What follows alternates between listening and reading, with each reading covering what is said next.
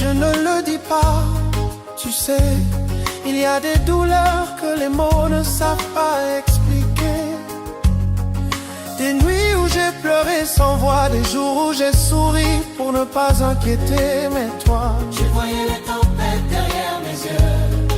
J'ai marché avec des blessures cachées. J'ai dansé avec un cœur brisé. J'ai chanté tout va bien alors que tout s'effondrait. Seigneur, toi seul sais où ça fait mal. Tu sais, tu vois, tu comprends. Je ne viens pas avec des grands mots ni des prières bien arrangées. Je viens juste comme je suis, avec mes fissures et mes larmes. Là où j'ai douleur, pose ta main, pose ta main. oh. Là où mon cœur tremble, Pose ta main. pose. Béni soit la fontaine de sang, révélée au monde des pécheurs. Béni soit le cher Fils de Dieu, qui guérit par ses meurtrissures. Ô j'ai loin de sa bergerie, j'ai causé de la peine à mon cœur. Lave-moi dans le sang de l'agneau, je serai plus blanc que la neige.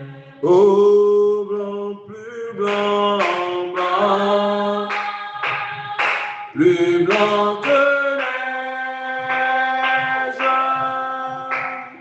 Blanc, plus blanc que neige. Lavé dans le sang de l'agneau, je serai plus blanc que l'agneau. Oh oui, blanc, plus blanc, blanc, plus blanc que neige. Blanc, plus blanc que neige, lavé dans le sang de l'agneau, je serai plus blanc que la neige. Seigneur Jésus-Christ, notre Dieu, nous bénissons ton nom, Seigneur, et nous te glorifions. Te glorifions parce que tu es Dieu. Te glorifions parce que tu es le même hier, aujourd'hui, éternellement. Seigneur, ce n'est pas un hasard pour nous de nous retrouver ici. Seigneur, notre Dieu, tu as pourvu ce jour. Et nous croyons, Père Tout-Puissant, que tu pourvoiras également le pain de vie pour nos âmes. Oh Dieu, nous voulons grandir dans la foi. C'est pourquoi nous venons au pied de la croix, pour demander encore, Seigneur, que tu viennes encore, ô Père, nous aider à avaler encore ta parole, l'eau de vie. Oh Dieu, mets-moi simplement hors du chemin et parle encore à ce peuple ce soir. Nous ne comptons que sur ta grâce, Seigneur. Nous ne sommes pas, ô Dieu Tout-Puissant, supérieurs aux autres. Mais Jésus, si tu m'as placé ici, c'est parce que tu sais qu'au-dedans de moi, tu as placé quelque chose qui pourra aider. Ainsi, mets-moi simplement de côté. Et prends, Seigneur, cette chose-là, Père, pour aider ton peuple, Seigneur. Jésus-Christ, je m'attends simplement à toi. Bénis chacun de nous, Seigneur. Ma prière est qu'ils ne repartent pas tels qu'ils sont venus, mais que comprennent, ô Dieu, le but de cette réunion. Seigneur, ma prière est que tu transcendes ces paroles en vie au-dedans d'eux, afin de les aider à croître dans la foi chrétienne. Prépare nos cœurs pour ce grand jour, l'enlèvement de l'Église, au nom de Jésus-Christ. Amen. Vous pouvez vous asseoir. Que Dieu nous bénisse richement. Je tiens à saluer chacun de vous pour votre venue. Que Dieu nous aide énormément ce soir. Alors ce soir, nous allons parler d'un sujet que nous intitulons « Juste pour du pain ». Amen. C'est un sujet qui a l'air bizarre. Comment, frère Berger, tu peux nous apporter un message que tu intitules « Juste pour du pain ». Mais la parole est très complexe. Amen. Un simple verset peut vous en donner tout un enseignement. Et vous allez comprendre pourquoi nous avons intitulé ça « Juste pour du pain ». Alors, sans plus tarder, nous allons lire la parole. Je vais vous inviter à vous lever une fois de plus. Dans Jean chapitre 6, verset 26. Jean 6, verset 26, il est écrit « Jésus leur répondit, en vérité, je vous le dis, vous me cherchez, non parce que vous avez vu des miracles, mais parce que vous avez mangé des pains et que vous avez été rassasiés. » C'est de là que j'ai tiré ce thème-là, juste pour du pain. Pour vous asseoir. Seigneur Dieu, merci encore pour la lecture de ta parole. Donnons-en le contexte pour bénir nos âmes au nom de Jésus-Christ. Amen. Alors ce soir, nous parlons juste pour du pain. Est-ce que quelqu'un peut dire juste pour du pain? Nous avons lu un récit que nous avons tiré dans Jean chapitre 6 au verset 26, où nous voyons Jésus en train de répliquer suite à un événement qui s'est passé devant lui, reprochant ainsi la foule qui était autour de lui, qu'ils étaient venus non pas pour les miracles, mais c'est parce qu'ils avaient mangé du pain. Amen. Essayons de placer chaque chose dans son contexte, pour vous permettre de mieux comprendre l'Écriture. Le cadre général de ce chapitre, eh bien, nous nous trouvons là à l'époque de Jésus, comme vous pouvez le constater. Il était donc sur le territoire de la Galilée qui était sous domination romaine. Amen. Le peuple juif vivait une période de pauvreté, de faim et d'instabilité. Amen. Beaucoup étaient dans la précarité. Beaucoup avaient besoin de quelque chose pour leur permettre de vivre. Et donc Jésus était naturellement pour eux un tremplin pour avoir de quoi manger. Vous comprenez cela? Beaucoup aussi attendaient un messie politique capable de les libérer de Rome. C'était la version qu'ils avaient. Amen. Sachant qu'ils étaient sous domination romaine, ils savaient qu'il y avait une promesse du Messie. Mais pour eux, ce Messie-là devait leur libérer de la domination romaine. Mais c'était une mauvaise interprétation des Écritures. Amen. C'était une mauvaise interprétation des Écritures. Quand nous remontons le récit depuis le verset 1 du chapitre 6, il nous est dit: après cela, Jésus s'en alla de l'autre côté de la mer de Galilée, de Tibériade. Une grande foule le suivait, parce qu'elle voyait des miracles qu'il opérait sur les malades. C'est pourquoi là où s'opèrent beaucoup de miracles, il y a des foules. Alléluia. Il y a des foules, une foule nombreuse. Et chacun vient pour chercher son miracle. Et c'est ce que les gens aiment. Ils aiment des miracles. Alléluia. Ils suivaient Jésus parce que Jésus faisait des miracles. Or, n'oubliez pas que le peuple était dans une période de difficulté. Ils étaient dans une période de famine, de pauvreté et d'instabilité. Amen. Alors quand cette foule-là est venue vers Jésus, pour écouter naturellement la parole, Jésus a commencé à les enseigner. Et le temps est parti. Alors Jésus dit à Philippe, où achèterons-nous des pains pour que ces gens aient à manger? Parce qu'ils sont restés tard à écouter Jésus parler. Ils ne pouvaient pas les renvoyer ainsi. Amen. Alors il dit cela à Philippe pour l'éprouver. Parce qu'il savait ce qu'il devrait faire. Alors Philippe lui répondit, mais les pains qu'on aurait pour 200 deniers ne suffiraient pas pour que chacun en reçût un peu. En d'autres termes, l'argent qu'il disposait ne les permettait pas de nourrir cette grande foule-là. Parce que partout où Jésus était, il y avait une foule nombreuse. On le pressait de tous côtés. C'est pourquoi il s'était entouré des disciples. Et ses disciples jouaient aux huissiers. Amen. Pour le garder, pour l'entourer. Parce que chacun voulait toucher Jésus. Est-ce que vous comprenez cela? Alors, un des disciples, qui s'appelait André, frère de Simon-Pierre, dit, mais il y a un jeune garçon ici, qui a 5 pains d'orge et 2 poissons. Alléluia. Mais qu'est-ce que cela pour tant de gens? Même ce qu'avait ce jeune homme-là, cet enfant, ne pouvait nourrir cette foule qui était autour d'eux. Nous disons, même s'il n'a que 5 pains d'orge et 2 poissons, on ne peut pas nourrir toute cette foule. En d'autres termes, nous sommes dans le manque. On est dans l'impossibilité de nourrir toute cette foule des pains et des poissons.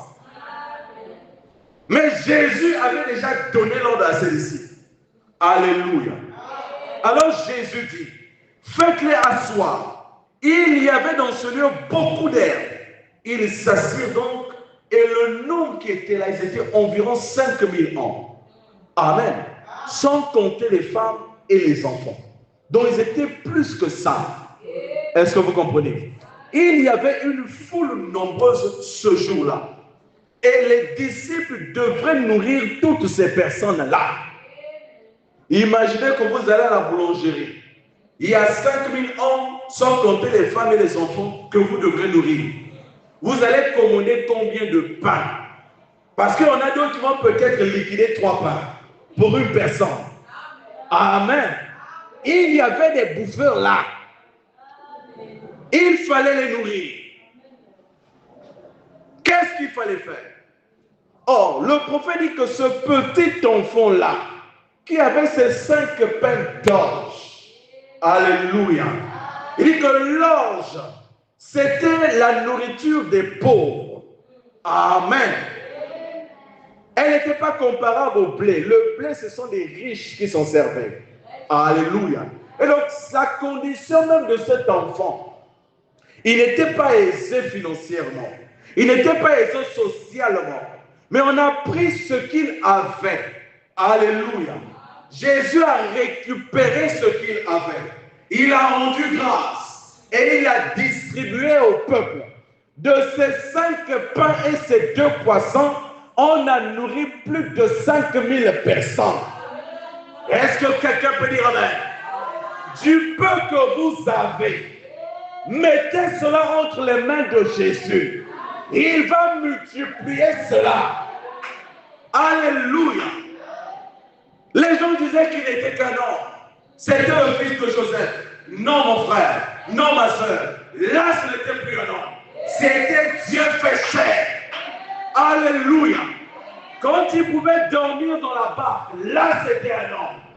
Mais quand les épreuves surgissaient, il prenait sa position de Dieu. Alléluia. Quand il avait faim, il pouvait pleurer un mal de tête parce qu'il était dans un cœur de chair. C'était un homme. Mais quand il s'est retrouvé devant la tombe de Lazare, il s'est redressé. Alléluia. Cet homme de 33 ans, il a fixé la tombe. Alléluia. Amen. Il a regardé la foule. La foule le regardait. Il a dit, je prie non pas pour moi, mais je prie à cause de vous. Parce que je sais que Dieu m'exauce toujours. Alléluia. Il savait qui il était. Il savait qu'en élevant sa voix vers Dieu, Dieu le répondrait. Amen. Il dit, Père, je te loue parce que tu m'exauces toujours.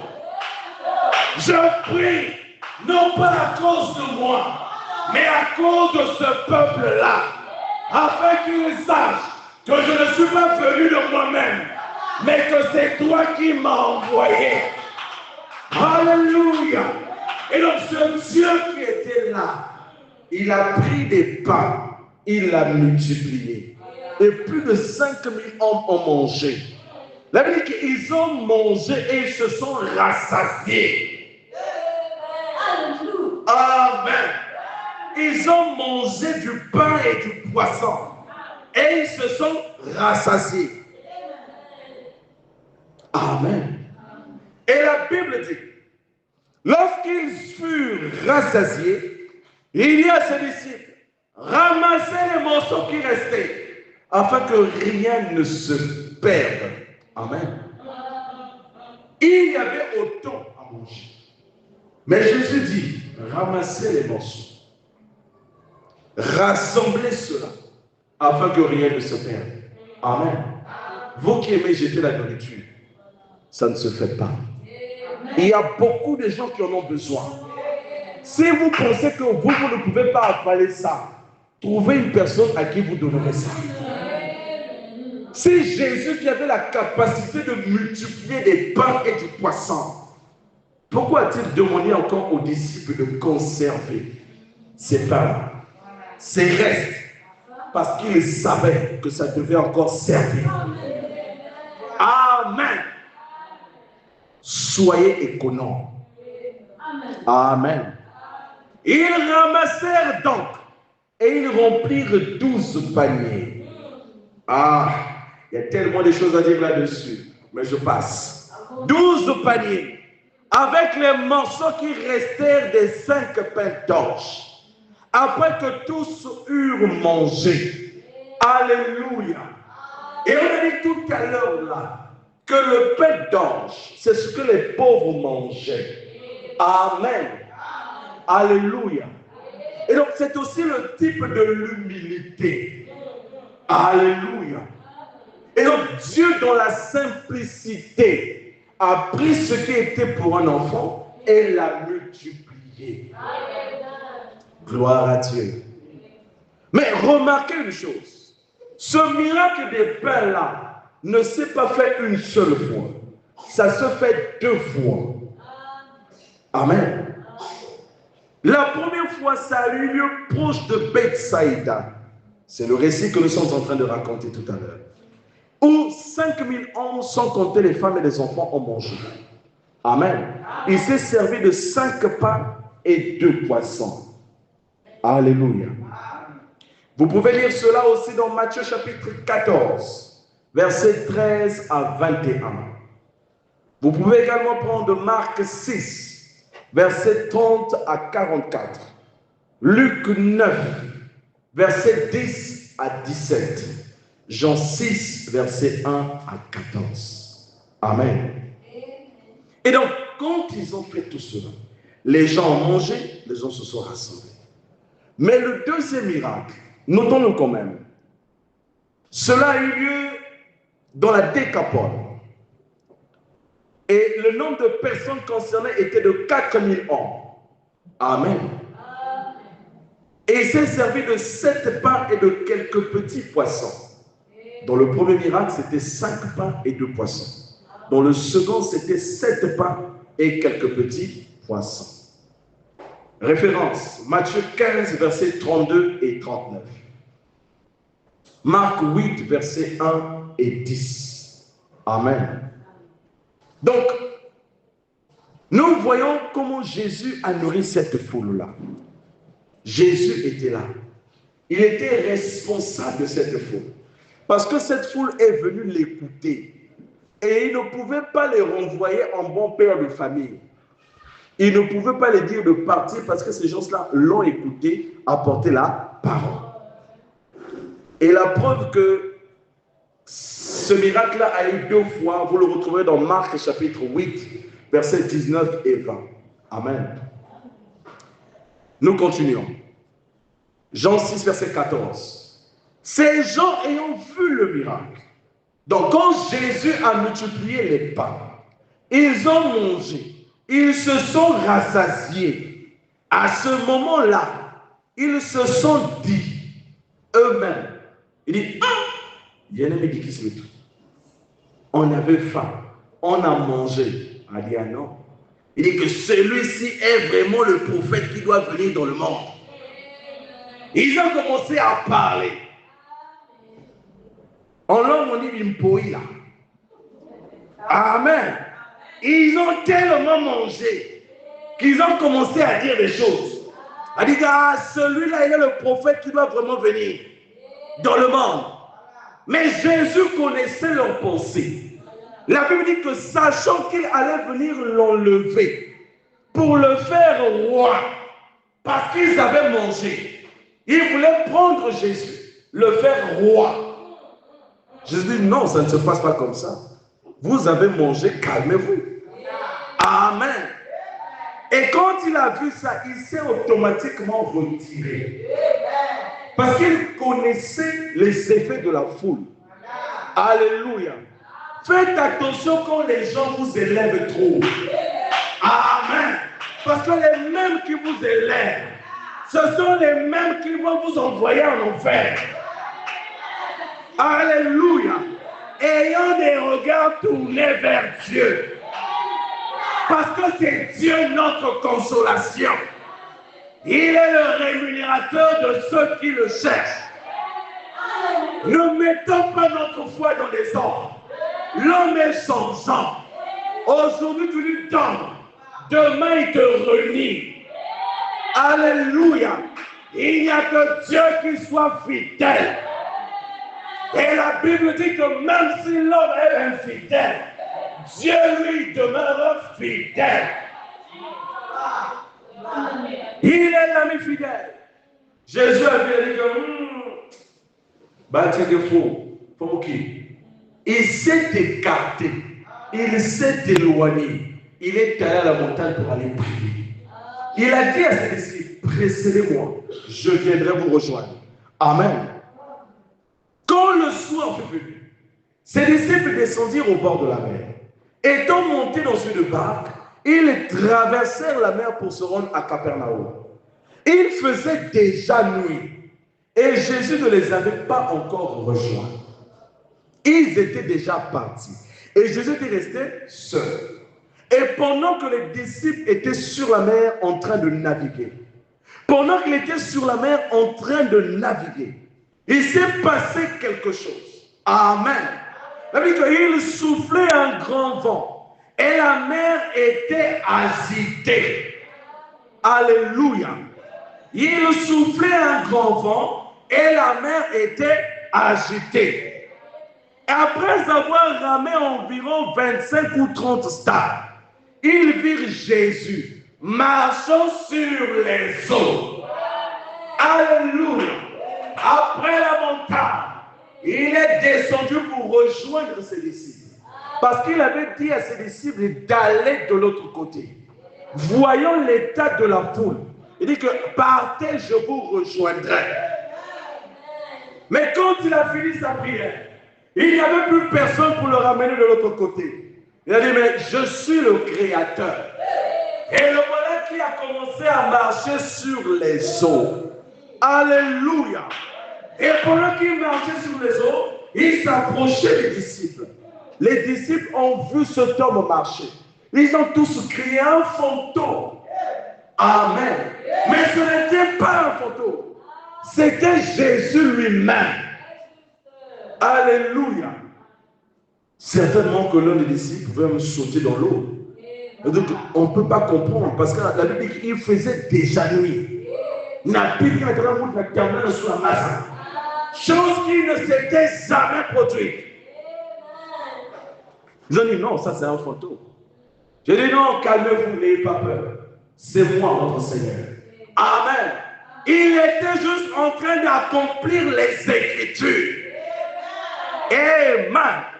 La Bible dit au commencement, l'Esprit de Dieu se mouvait au-dessus des eaux. Alléluia. Il se mouvait au-dessus des eaux. Et il fallait qu'il accomplisse quand même cette écriture. Pour s'identifier à ça. Pour montrer à ses disciples que je ne suis pas seulement un homme, mais je suis aussi la divinité incarnée. C'est moi qui ai créé les eaux. C'est moi qui ai créé les vents. C'est moi qui ai créé toutes ces choses-là. Et donc tout doit m'obéir. Il marchait sur les eaux. Et quand Pierre a regardé, quand les autres disciples ont regardé, il dit qu'il y a quelque chose qui ne va pas ici. Amen. Ils ont crié. Pierre a dit, oh, ça c'est lui. Quand il a entendu Jésus crier, n'aie pas peur, c'est moi. Pierre a dit, ça c'est le maître. Ah, moi je dois me rassurer. Si c'est le maître. Alléluia. Pierre était un courageux. Ce n'était pas n'importe qui. C'est pourquoi Dieu lui a donné les clés du royaume. Alléluia. Il était têtu. C'était un gars qui aimait saisir les choses. Amen. C'est ce même Pierre-là qui avait dit à Jésus que je mourrai avec toi. Jésus dit, calme-toi. Je sais que tu donneras ta vie. Ce n'est pas encore le moment. Alléluia. Et quand Judas s'est présenté avec toute la cohorte, il a sorti son épée et il a coupé l'oreille de Malchus. Il était prêt au combat. L'apôtre Pierre, un homme de foi, il a dit, oh, je dois aussi marcher. Pas que toi. J'ai dit, ok, les œuvres que je fais, vous les ferez aussi. Alléluia. Et toi, viens, je te prends comme un témoin. Marche. Pierre a dit, si c'est toi, permets. Alléluia. Si c'est toi, ordonne. Ordonne. Est-ce que vous me saisissez? Un Dieu, il ordonne. Parce qu'il a l'autorité. Alléluia. Il a dit à Pierre, viens. Pierre aussi courageux. Il a pris son pied. Il a posé sur l'eau. Il commence à là c'est bon. Il a pris le deuxième pied. Il a posé. Je me suis levé sous les eaux. C'est Dieu-là. Il est là. Alléluia. Et maintenant je veux marcher. Pour te rejoindre toi. Je veux montrer aux disciples que moi je suis courageux. Est-ce qu'il y a un courageux ce soir? Saisissez le perron du maître. Et Pierre a commencé à marcher sur les eaux. Il marchait. C'était bien. Mais elle a dit que la mer s'est enchaînée. Les flots de la mer ont commencé à mugir. Les vagues ont commencé à s'élever. Et Pierre, il avait des regards sur Jésus. Donc il avait ses regards sur Jésus, tout allait bien. Mais quand il a commencé à regarder au vagues, il a commencé à s'enfoncer. Alléluia. Ayez les regards tournés vers Jésus. Ne soyez pas distraits. Soyez fixés sur Jésus. Il a commencé à s'enfoncer. Il dit, oh Père, souviens-toi de moi. Je suis en train de m'enfoncer. Mais pourtant, Pierre, c'était un nageur. C'était un pécheur. Mais qu'est-ce qui s'est passé? Le doute lui a fait même perdre ses facultés de nage. Lui qui était un bon pécheur, il ne savait plus comment nager parce qu'il avait peur. N'ayez pas peur. Quoi qu'il advienne, n'ayez pas peur. Tant que Dieu l'a dit, ça règle la question. Alléluia. Je ne suis pas responsable de ce qui est écrit. C'est la parole de Dieu. Je ne fais que la répéter. Et si tu la crois, remplis-la ce pour moi. Alléluia. Tu dois aussi marcher sur les eaux. Amen. Pierre a marché sur les eaux. Et quand Jésus l'a récupéré, il dit, oh, homme de peu de foi. Homme de peu de foi. Non pas qu'il n'avait pas la foi, mais il avait peu de foi. Amen. Alors, qu'est-ce qui s'est passé après? Ils se sont retrouvés au large, de l'autre côté de la mer. Il s'est passé quelque chose. Et donc, quand ils se retrouvent de l'autre côté de la mer, Jésus ne savait pas. Une foule attendait encore là-bas.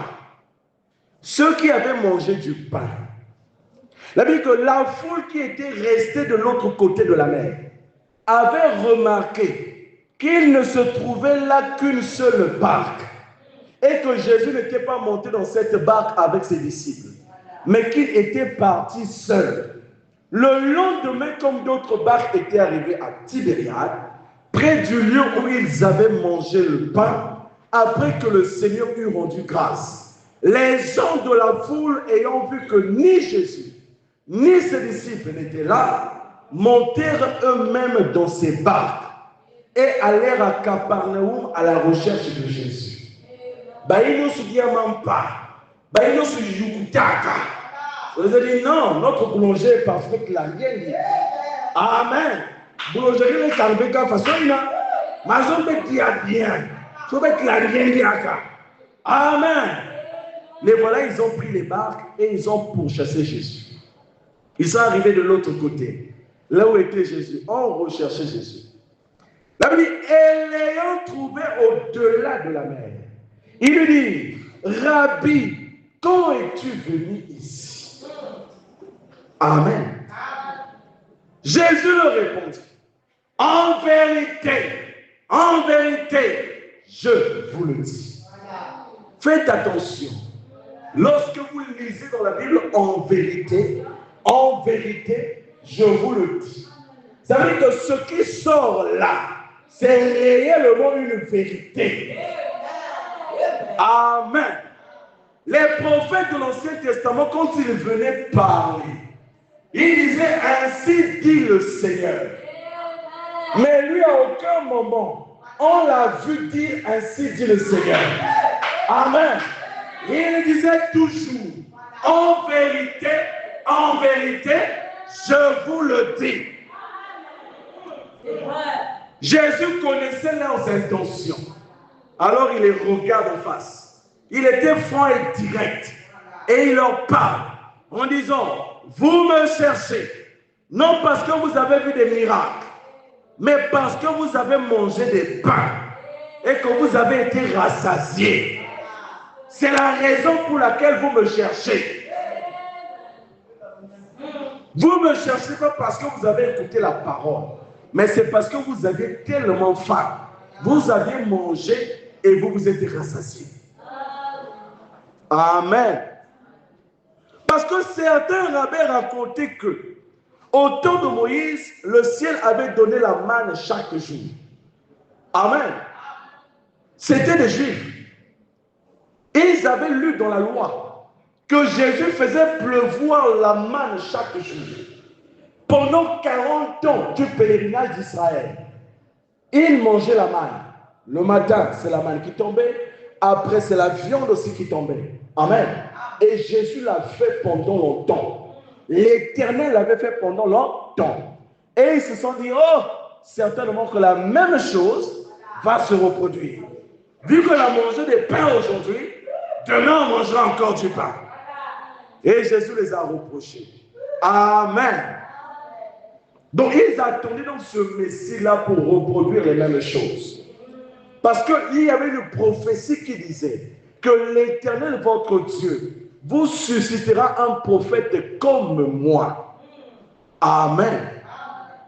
Et donc, il a compris que les raisons, leur motivation n'était pas spirituelle. Tous autant qu'ils étaient rassemblés n'étaient pas là pour la parole. Mais ils étaient là pour un intérêt charnel. Amen. Chacun vient avec son intérêt à l'église. Nous ne venons pas tous avec les mêmes objectifs. Amen. Il y a certaines églises où Dieu a richement béni le pasteur. Il est tellement béni financièrement. Non pas à cause des dîmes et des offrandes, mais socialement. Dieu l'a placé haut. Et puisque les brebis savent que le pasteur a l'argent, ils viennent à l'église suivre le culte, non pas parce qu'ils ont besoin de voir leur âme être sauvée, mais parce qu'ils ont faim. Il veut que le pasteur les place quelque part. Ils entendent là-bas, oh, dans cette église-là, quand tu y vas, il y a des postes là-bas. Si je vais, j'aurai du boulot. Le voilà qui quitte sa maison, sans révélation. Il adhère à cette église. Faites attention aux églises où vous adhérez. Le choix d'une église doit se faire par la prière.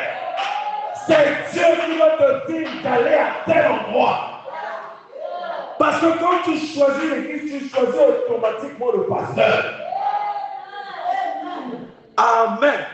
C'est très dangereux. Et beaucoup ont perdu vie comme ça. Ah, là-bas, il y a l'argent. Il va. Il se retrouve là-bas. Il fait le sourire de sympathiser avec des frères. Ceux qui sont placés là. Donc les frères qui n'ont pas l'argent, même pour le dire shalom, c'est difficile. Tu viens par intérêt. Juste pour de l'argent. Comme ces gens-là qui sont venus juste pour du pain. Peut-être que ta raison, ce n'est pas l'argent. Peut-être que ta raison, c'est autre chose que tu connais. Amen. D'autres ne veulent que voir des miracles. On vous dit que toute la Bible se résume au miracle. Amen. Le véritable miracle, c'est un cœur converti. Un cœur qui reçoit la parole. C'est quand on voit un pécheur qui était véritablement un pécheur et qui devient un saint, un fils de Dieu. C'est ça le plus grand miracle. Mais il voulait un spectacle. Que Dieu leur reproduise le même spectacle. Beaucoup croyaient à cause des miracles. Amen. C'est très dangereux. Quand vous vous retrouvez quelque part, on vous parle des miracles, des miracles, des miracles, des miracles, des miracles. Il n'y aura pas d'équilibre. Les miracles sont dans la Bible, c'est vrai. Mais vous devez mettre l'accent sur la parole. Est-ce que vous saisissez? C'est la parole qui sauve. Ce ne sont pas les miracles qui sauvent. Vous pouvez avoir les miracles de déplacer les montagnes. Vous pouvez avoir les miracles de guérir les gens. Vous pouvez avoir une puissance, je ne sais pas comment. Mais si votre âme n'est pas régénérée, vous ne serez pas sauvé. Et vos miracles et votre foi, vous irez droit en enfer. Amen. L'accent doit être mis sur la parole. Or, les gens n'aiment pas écouter la parole. La parole, c'est la vérité de l'évangile. C'est la bonne nouvelle. Ils aiment simplement écouter ce qui chatouille les oreilles. Donc, ça va à leur intérêt. Ils sont avec vous. Mais quand vous commencez à condamner leur péché, ils commencent à fuir. Ils ne viennent plus. Amen. Juste pour du pain. Oh, c'est horrible. D'autres, juste pour de l'argent. Ils sont prêts à tout. Ne soyons pas ainsi. Le salut ne s'achète pas. Mais le salut, c'est quelque chose que Dieu te donne par grâce. Amen. Donc, certains voulaient suivre Jésus par intérêt. Amen. Dans Matthieu 8, verset 18 et 22, il dit, je paraphrase, un scribe a dit à Jésus, Maître, je te suivrai partout où tu iras. Mais Jésus répond en montrant les sacrifices du vrai disciple. Amen. Le scribe semblait attiré par la popularité de Jésus. Peut-être par ambition personnelle, pas par engagement réel. Amen. Beaucoup ne le suivaient pas par engagement réel. Ils le suivaient parce qu'il guérissait les malades. Ils le suivaient parce qu'ils savaient qu'il avait le pouvoir de prononcer la parole et de voir des choses à l'existence. Ils le suivaient pour ça. Même Hérode, amen, un jour, quand il a vu Jésus, je crois que c'est Hérode, si je ne me trompe pas, et il voulait qu'il fasse un miracle quand on l'avait arrêté. Mais Jésus l'a regardé et dit que tu penses que la parole c'est un jeu. Il est resté tranquille. Amen. On ne joue pas avec les choses de Dieu. La parole de Dieu, ce n'est pas une scénette. La parole de Dieu, ce n'est pas un théâtre, mais c'est une question de vie. Amen. Ces personnes-là aimaient la gloire plus que la parole. Ils aimaient la gloire. Pour eux, par rapport à la renommée qu'avait Jésus, ils se disaient que si je reste à ses côtés, j'aurai une renommée, j'aurai une gloire. Mais ne suivez pas pour le salut de son âme. Nous ne le faisons pas. Amen. Alors, les choses de Dieu doivent se faire de façon sage. Amen. Jean 6, verset 27. Il dit, travaillez non pour la nourriture qui périt, mais pour celle qui subsiste pour la vie éternelle. Et que le Fils de l'homme vous donnera. Car c'est lui que le Père, que Dieu a marqué de son sceau. Il lui dit, que devrons-nous faire pour faire les œuvres de Dieu? Voilà la foule qui pose la question à Jésus. Vu que tu nous dis que nous devons travailler non pour de la nourriture, alors il pose la question. Que devrons-nous faire pour les œuvres de Dieu? Jésus répondit, l'œuvre de Dieu, c'est que vous croyez en celui qui l'a envoyé. Amen. Quel miracle fais-tu donc? Lui dirent-ils, afin que nous le voyions. Regardez même les questions qu'il pose. Et que nous croyons en toi. Donc la parole qu'il donnait là n'était pas suffisante. Et il voulait encore que Dieu fasse un miracle. Il dit, nos pères, il rappelle maintenant à Jésus, nos pères ont mangé la manne dans le désert. Vous voyez, et ils avaient cette conception-là, que puisque Jésus a multiplié les pains, le prenant pour le Messie, il devait tout le temps descendre la manne, tous les jours les pains, les pains, les pains. Il dit, nos pères ont mangé la manne dans le désert, selon qui est écrit, il leur donna le pain du ciel à manger. Jésus a dit, en tout cas, vous ne me connaissez pas. Ce que vous citez là, mais c'est moi qui l'ai donné. Maintenant, je veux jouer à votre jeu. Alléluia. Il dit, ce peuple-là, je dois les scandaliser. Alléluia. Jésus leur dit, en vérité, je vous le dis. Rappelez-vous, je vous ai dit que lorsque vous voyez cette déclaration, ce qui viendra après là sera sérieux. Il dit, en vérité, je vous le dis. Moïse ne vous a pas donné le pain du ciel, mais mon Père vous donne le vrai pain du ciel. Il dit que ce n'est pas Moïse qui vous l'a donné, mais c'est mon Père à moi qui vous a donné le pain du ciel. Parce qu'il s'appuyait sur Moïse. Moïse a dit, Moïse l'a fait, Moïse l'a fait. Il répétait sans avoir la révélation. Il dit, car le pain de Dieu, c'est celui qui descend du ciel et qui donne la vie au monde. Il lui dit, Seigneur, donne-nous toujours ce pain. Erreur. Jésus flanque encore.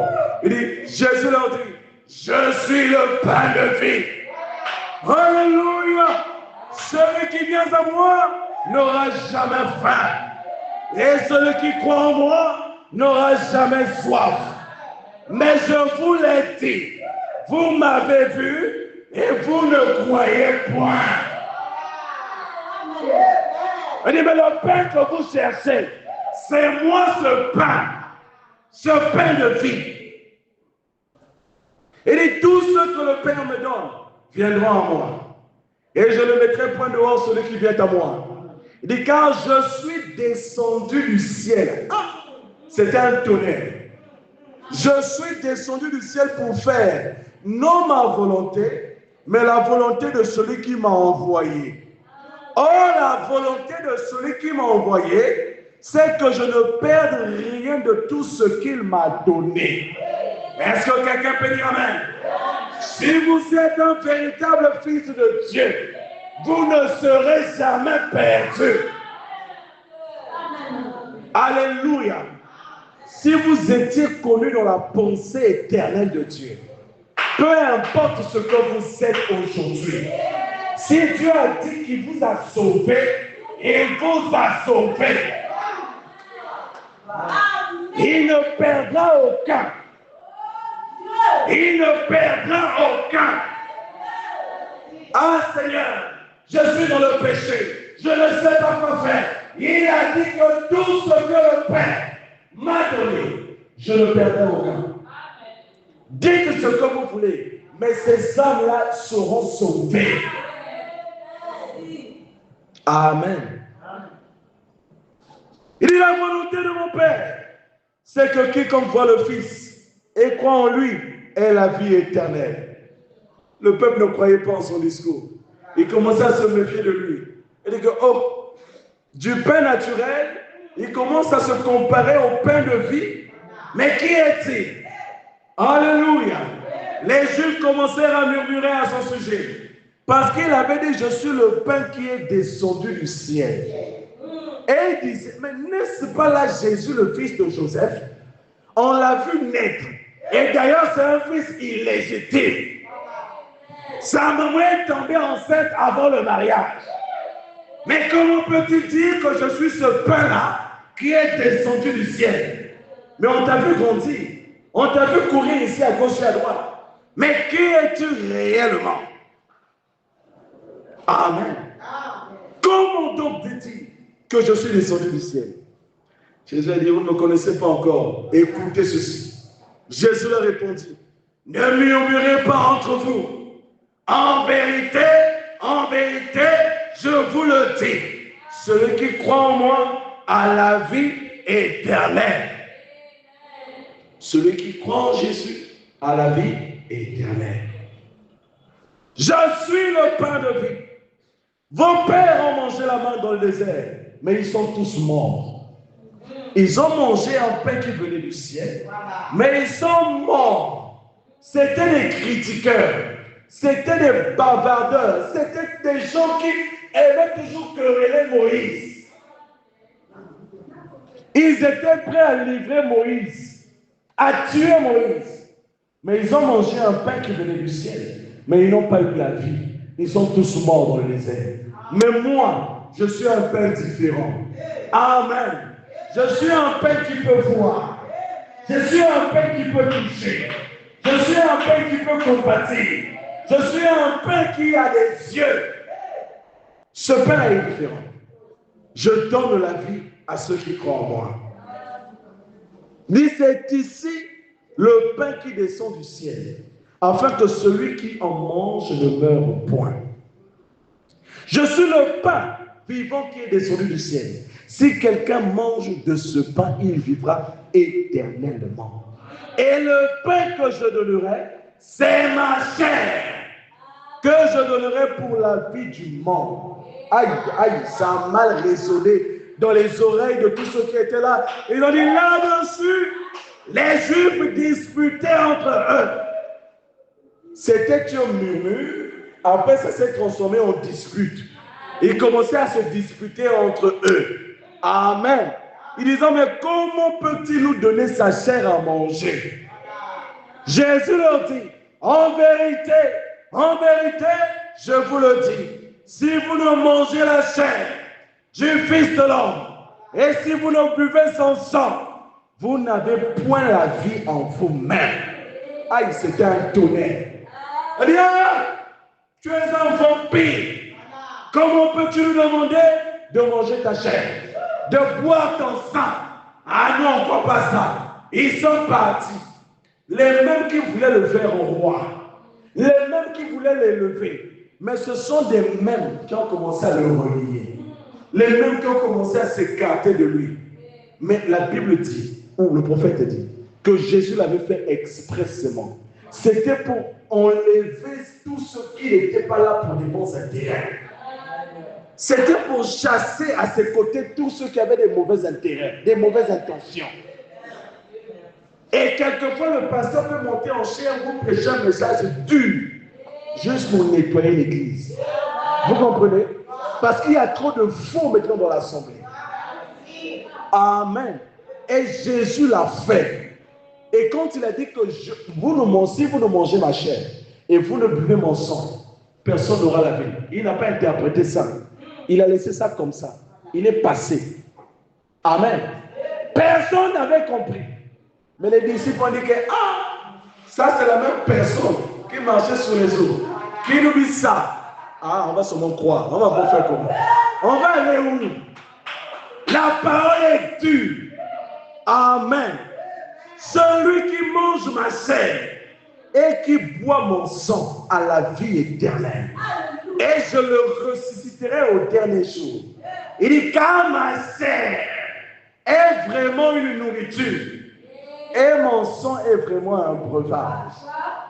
Celui qui mange ma chair et qui boit mon sang demeure en moi et je demeure en lui. C'est-à-dire qu'il parlait à la place de Dieu. Il avait un langage compliqué. Les gens étaient embrouillés. Mais toi qui n'es qu'un homme, tu n'as même pas 50 ans.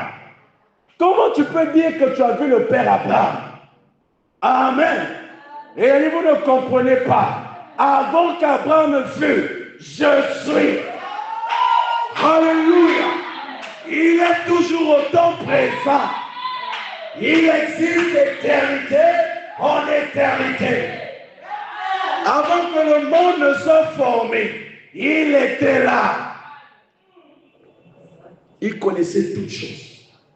Il était omniscient, omniprésent, omnipotent. Il connaissait la fin avant le commencement. Il a scandalisé le peuple.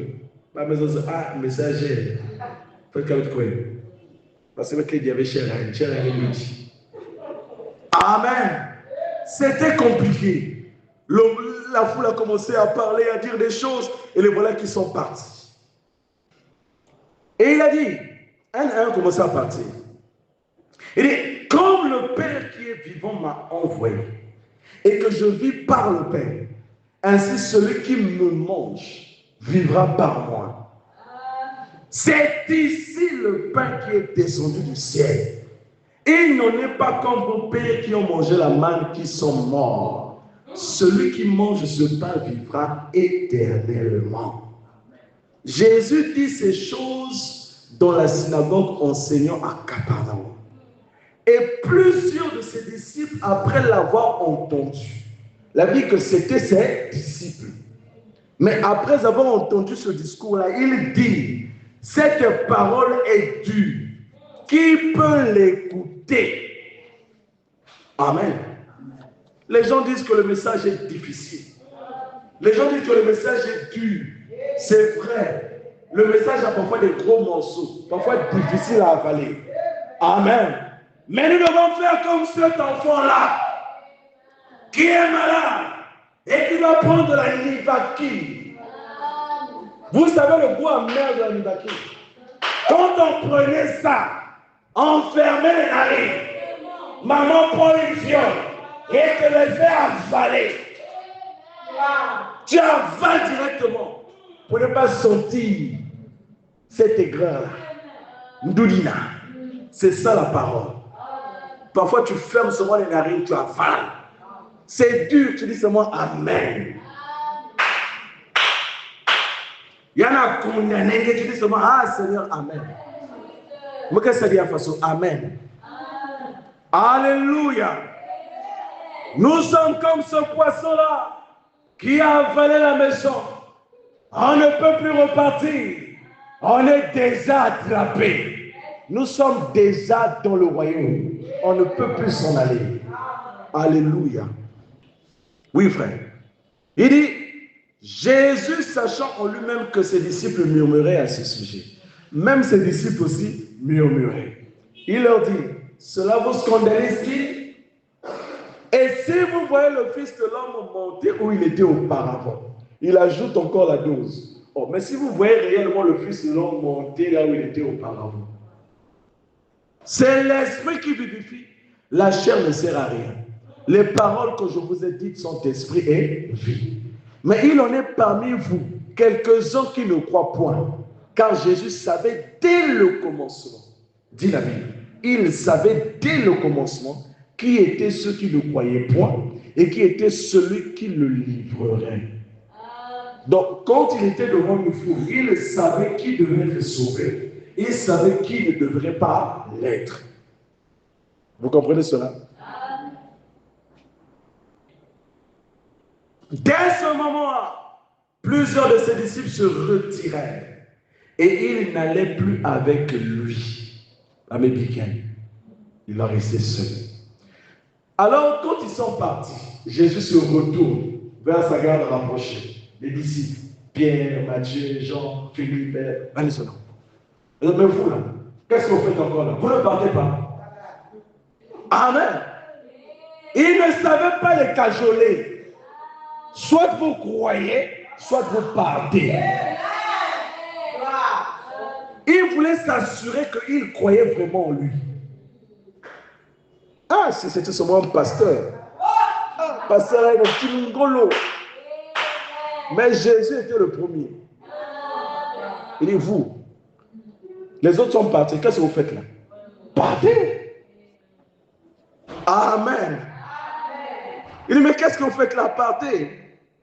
Jésus dit donc aux 12. Et vous, ne voulez-vous pas aussi vous en aller? Simon-Pierre, toujours lui. Simon-Pierre répondit, Seigneur, à qui irions-nous? Mais c'est toi qui as les paroles de la vie. Alléluia. Même si c'est difficile, même si c'est compliqué, même si je n'arrive pas à marcher, même si je n'arrive pas à m'asseoir prier, mais à qui irai-je? À qui irai-je, Seigneur? À l'extérieur, là-bas, ce n'est que le péché, la mondanité. Il n'y a plus rien de bon. Mais toi, tu m'as sauvé. Tu m'as arraché les griffes de l'ennemi. Même si je suis faible, mais je t'aime toujours, Seigneur. À qui irai-je encore? Même si quelquefois je ne sais pas comment marcher, j'oublie tes commandements, Seigneur. Mais à qui irai-je encore? Parce que j'ai reconnu que c'est toi qui as le pardon de la vie. Si je vais loin de toi, c'est la mort. Mais si je reste près de toi, j'aurai la grâce de vivre. Alléluia. Église, peu importe ta condition, reste dans la présence de Dieu. Il t'aidera, il te soutiendra. Alléluia. Il te soutiendra. Il est le bon berger. Il connaît bien ses brebis. Il sait par quoi tu passes. Il sait par quoi tu as trébuché. Il sait par quoi tu es passé. Il connaît tout cela. Il a un cœur pour compatir. Alléluia. Quand tu ne sais plus comment passer une épreuve, il te prend, il te met sur ses épaules. Parce qu'il est le bon berger. Il te fait traverser l'épreuve. Après, il te relève l'épaule. Il dit, mon fils, continue à marcher. Alléluia. Amen. C'est comme Élie. Il avait tellement souffert. Oh Dieu, il avait tellement souffert. Jézabel lui menait la guerre. Il s'est réfugié quelque part dans une caverne. Le voilà qui était là. Il était tellement fatigué. Il a dit à Dieu, oh Seigneur, je ne suis pas meilleur que mes pères. Prends ma vie. Prends ma vie. Parce que ma vie n'a plus de sens sur la terre. Jésus avait compris qu'il était fatigué. Il avait compris qu'il avait livré bataille. Elle a dit, mon fils, reste calme. Je vais prendre soin de toi. La Bible dit, il a pris les pains chauffé. Alléluia. On ne savait pas d'où venaient ces pains, mais il a chauffé des pains sur des pierres et il a donné à Élie son serviteur. Il a donné de la viande, il a mangé, il s'est endormi. Le lendemain, il a encore fait la même chose jusqu'à ce que Élie a repris la force. Après, il dit, lève-toi maintenant, le chemin est long, continue à marcher. Alléluia. C'est ce qui se passe lorsque vous devenez faible. Le Seigneur prend la relève parce qu'il est le bon berger. Il vient te donner force, il vient te donner secours. Quelquefois, tu montres à maison, tu es très fatigué, tu n'as pas la force de prier, mais tu restes là, tu t'endors et tu te lèves en train de prier alors que tu es endormi. Mais c'est ta théophanie qui intercède pour toi. Alléluia. Ce même ange-là, il est à tes côtés, intercédant pour toi. Et c'est ce que nous vivons tous les jours. Il te donne la force. Et quand tu reprends tes forces, il te dit, mon fils, continue d'avancer. Continue d'avancer. Et donc Pierre l'avait compris. Il dit, Seigneur, à qui irions-nous? Car c'est toi qui as les paroles de la vie éternelle. Nous avons vu comment tu as marché sur les eaux. Nous avons vu comment tu as fait des choses. Nous avons vu comment tu as guéri des malades. Nous avons vu comment tu as restauré des vies brisées. Mais à qui irions-nous encore? Les pharisiens, les sadducéens, ils n'ont pas Dieu. Mais c'est toi qui as Dieu. Et nous le reconnaissons. Alors je m'attache simplement. Même si ça ne va pas, je m'accroche. Je sais que j'arriverai. Je sais que j'arriverai. J'arriverai certainement. Alléluia. Même si je n'arrive pas au ciel en volant, je vais courir. Alléluia. Si je n'ai pas cette capacité de courir, je vais marcher. Mais lentement et sûrement, je vais arriver. Si je n'ai pas la capacité de marcher, je vais boitiller. Même si je boitille, je vais arriver. Lentement et sûrement. Si je n'arrive pas à boitiller, je vais ramper jusqu'à arriver au bout du chemin. Parce que la marche dit que celui qui persévère jusqu'à la fin, c'est celui-là qui sera sauvé. Ne vous arrêtez pas en chemin. Vous devez persévérer dans la foi. Vous devez persévérer dans la marche. Amen. Vos épreuves ne doivent pas déterminer votre futur. Vos épreuves ne doivent pas vous limiter. Non, ne doivent pas vous limiter. N'oubliez pas qu'il y a un pain de vie qui est à vos côtés. Il y a Dieu qui est à vos côtés, qui est capable de vous donner la vie. Jésus connaissait tous ses disciples. Il savait qu'il devait le trahir. Et il portait cette charge dans son cœur. Malgré cela, il continuait à marcher avec les disciples. Il savait que l'un d'entre eux devrait le livrer. C'était Judas. Mais il continuait à avancer. Il continuait à accomplir sa mission. Parce qu'il savait qu'au travers Judas, son dessein devait s'accomplir. Alléluia. Dieu ne fait jamais rien au hasard. Il prépare même l'ennemi pour le jour du malheur. Alors chaque chose que tu vis, c'est ce que Dieu a déterminé pour ta vie. N'aie pas peur.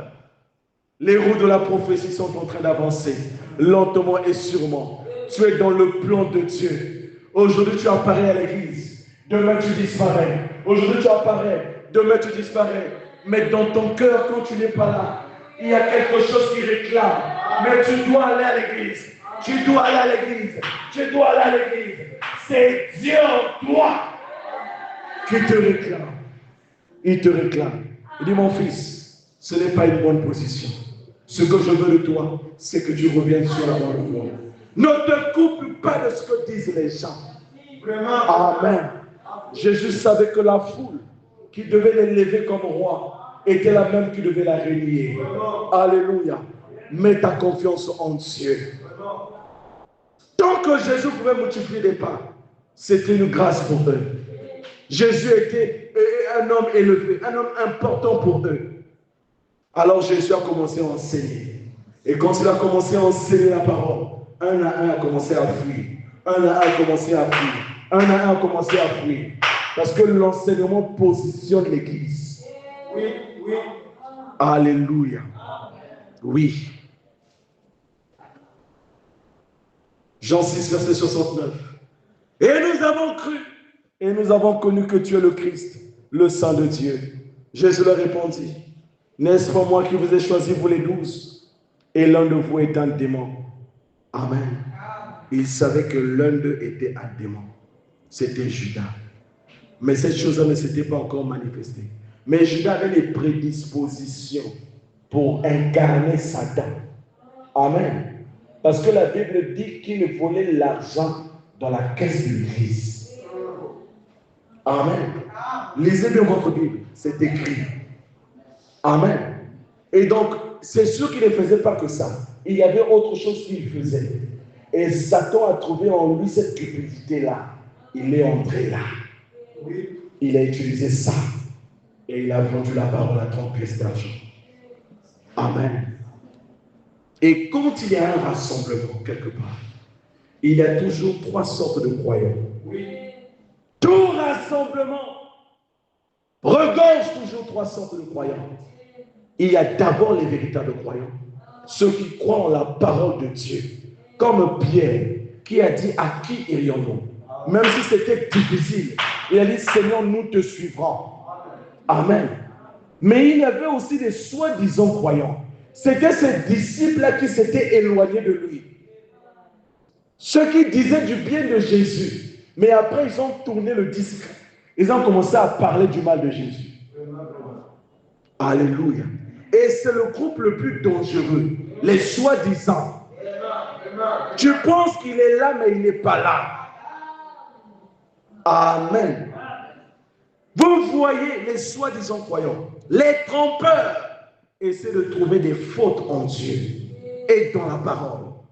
Ce sont des Judas, dit le prophète. Ils essaient toujours de trouver des fautes quelque part. Ah, est-ce que ce qu'il a dit là, c'est la parole? Il a eu ça où? Est-ce que ce ne sont pas ses propres déclarations? Il est là pour toujours trouver une faute. Alléluia. Mais si tu n'as pas confiance en ce prédicateur-là, en quoi il sera une bénédiction pour toi? Le mieux à faire, c'est de quitter. C'est d'aller vers celui qui sera une bénédiction pour toi. Amen. Quelquefois, nous bloquons nos bénédictions pour rien. Si tu n'as pas confiance en une personne, ne l'écoute pas. Parce qu'il ne t'apportera rien. Quand tu vas commencer à parler, toi, tu ne vas pas aimer. Parce que l'esprit est déjà là pour rejeter tout ce qui va te dire. Amen. Mais la même personne, chez d'autres, il y a des résultats. Mais chez toi, il n'y a pas de résultats. Vous comprenez? Jésus les connaissait tous. Il y avait ce groupe de croyants-là. Ceux qui croyaient réellement, ceux qui étaient des soi-disant, des sympathisants, des religieux. Amen. Des religieux, ils étaient là.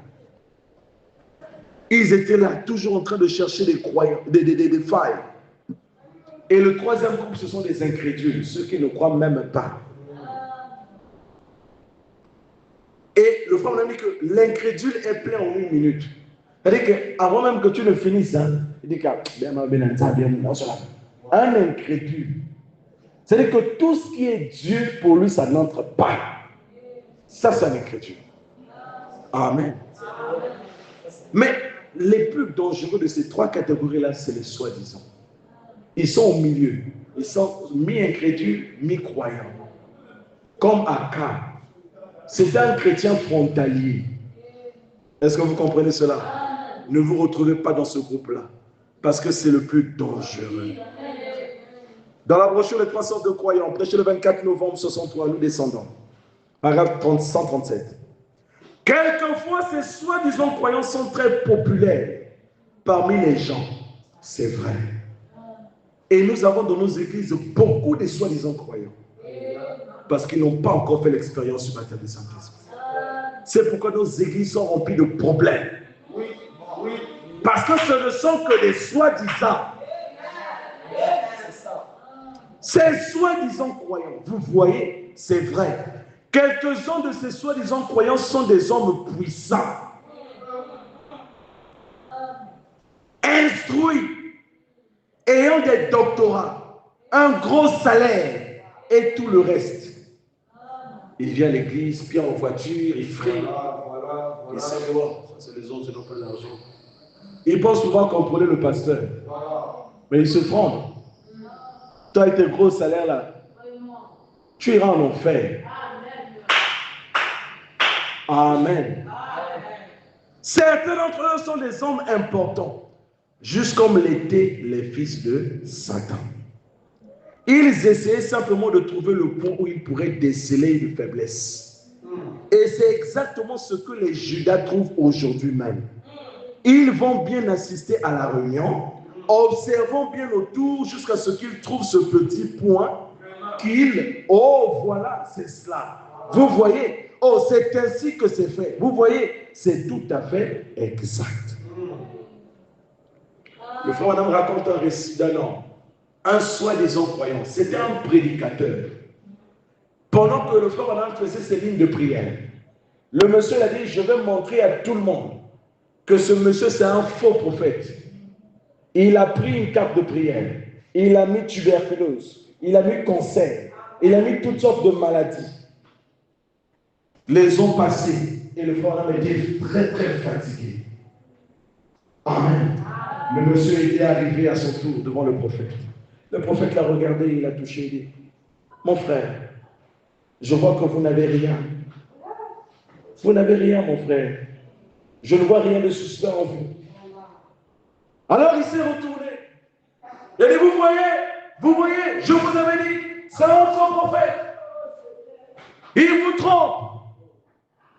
Un prédicateur, un soi-disant croyant. Et à cet instant-là, l'onction est descendue.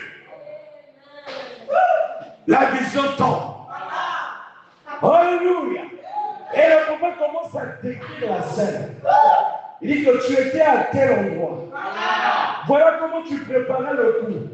Tu voulais dire aux gens que je suis l'enfant serviteur de Dieu. Il est maintenant, pour te prouver que ce n'est pas moi, mais c'est Dieu. Tout ce que tu as écrit sur ta carte de prière est sur toi. Alléluia. Il s'est accroché à ses pieds. Il dit, oh, pardon. Parce qu'il s'est rendu compte que ce qu'on lui disait était la vérité. Il dit que le conseil que tu as mis là, tu l'auras. La tuberculose, tu l'as. Amen. Si un douleur sida, tu as ça. Alléluia. Mais là, je te dire, il avait ça. Amen. Et quand il a vu ça, automatiquement, ces maladies sont venues sur lui. Un soi-disant croyant. Amen. Ne soyons pas ainsi. Dieu a besoin que nous soyons de véritables croyants. Quand nous venons à l'église, ça ne doit pas pour un intérêt égoïste, mais ça doit être pour de véritables raisons. Ça doit être pour le salut de notre âme. On ne vient pas à l'église pour chercher de l'aide financière. L'église n'est pas une association où on distribue des fonds. Nous avons d'abord tous nos problèmes. Tu vas encore amener tes problèmes d'argent ici. L'église n'est pas une ONG. Est-ce que vous me saisissez? On ne vient pas à l'église pour créer des problèmes aux gens. Nous en avons déjà assez à l'extérieur. Et nous venons ici pour trouver des solutions.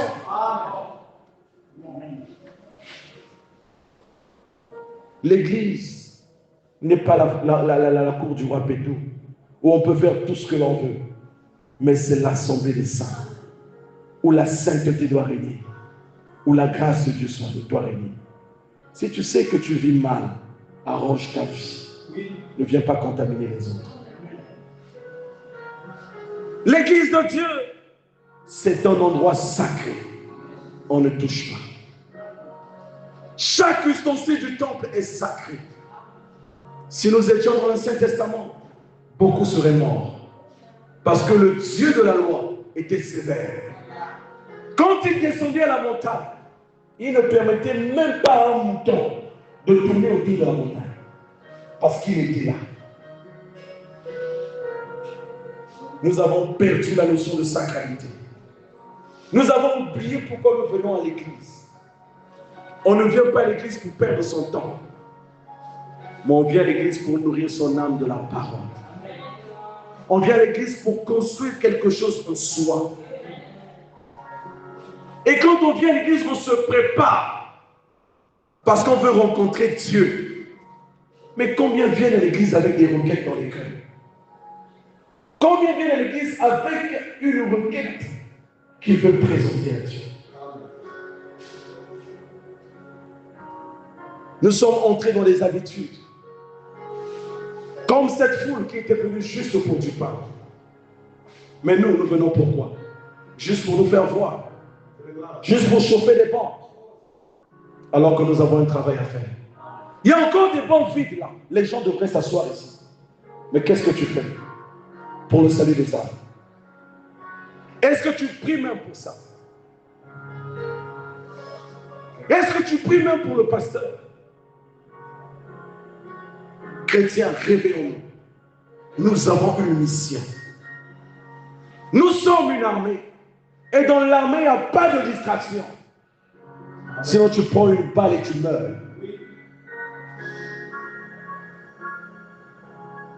Les gens suivaient Jésus pour de la nourriture. Mais la nourriture, c'est quelque chose qui va rester. Aujourd'hui, même dans des fêtes, là où il y a la nourriture, c'est là où tu verras la véritable nature des gens. Pourquoi accorder tant d'importance à ce qui passe? Mais pour la parole, tu ne t'empresses même pas pour te trouver une Bible. La chérie, la méditer, parce que c'est ça le pain de vie pour toi.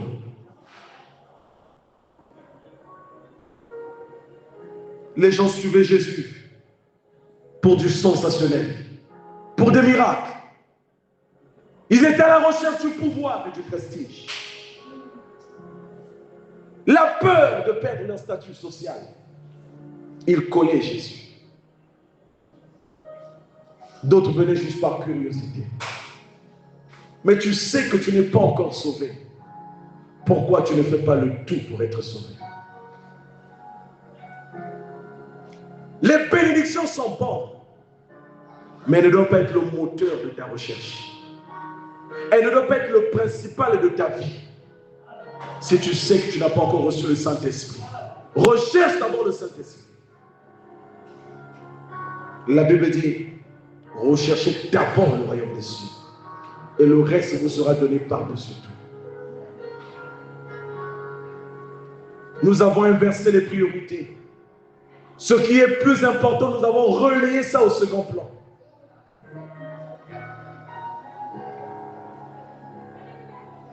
Si la bénédiction devient ta motivation, alors tu ne cherches plus Jésus.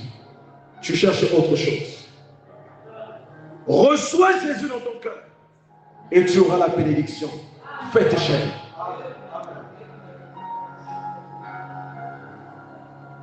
L'argent que tu cherches, mais c'est juste un moyen d'échange. Pourquoi tu fais des problèmes quand tu n'en as pas?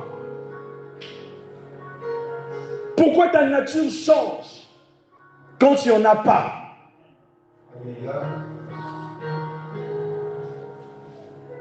Pourquoi tu deviens même impoli, on ne te reconnaît même plus? Parce qu'il n'y a plus d'argent. Mais c'est juste un moyen d'échange. Est-ce que nous nous comportons aussi ainsi devant la parole?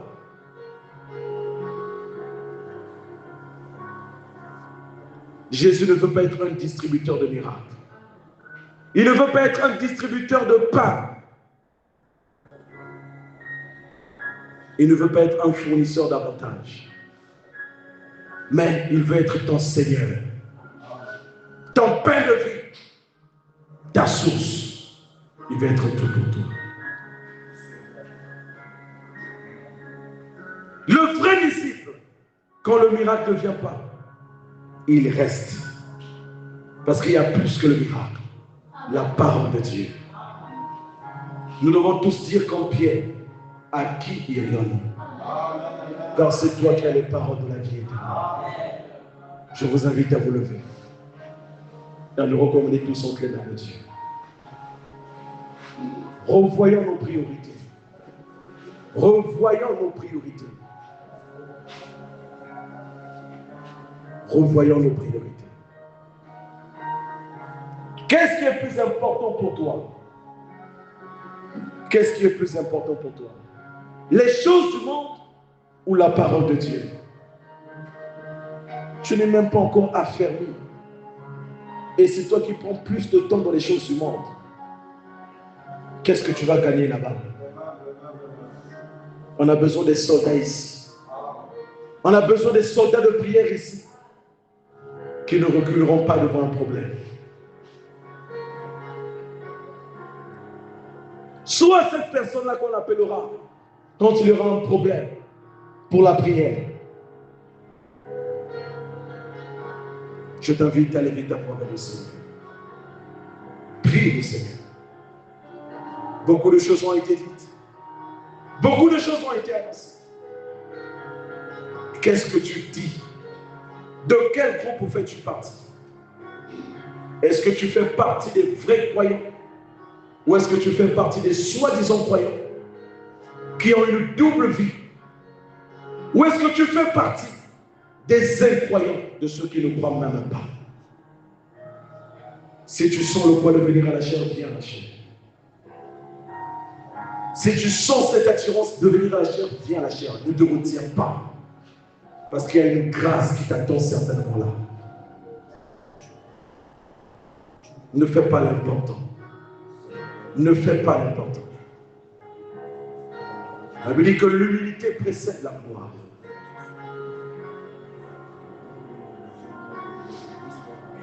Prie réellement et dis à Dieu, Seigneur, j'ai besoin de toi. Oh Seigneur Jésus, Dieu tout-puissant, à qui irai-je ce soir, Seigneur? À qui irai-je ce soir, mon Dieu? C'est toi qui as les paroles de la vie éternelle. C'est toi le pain de vie qui est descendu du ciel.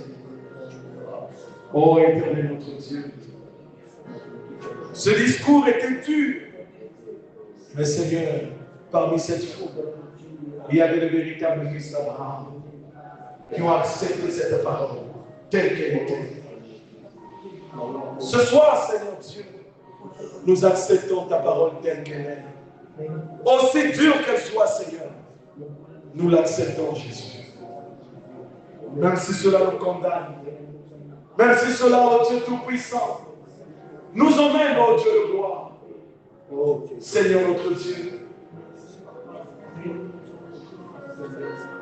à pleurer toute la nuit, nous le ferons.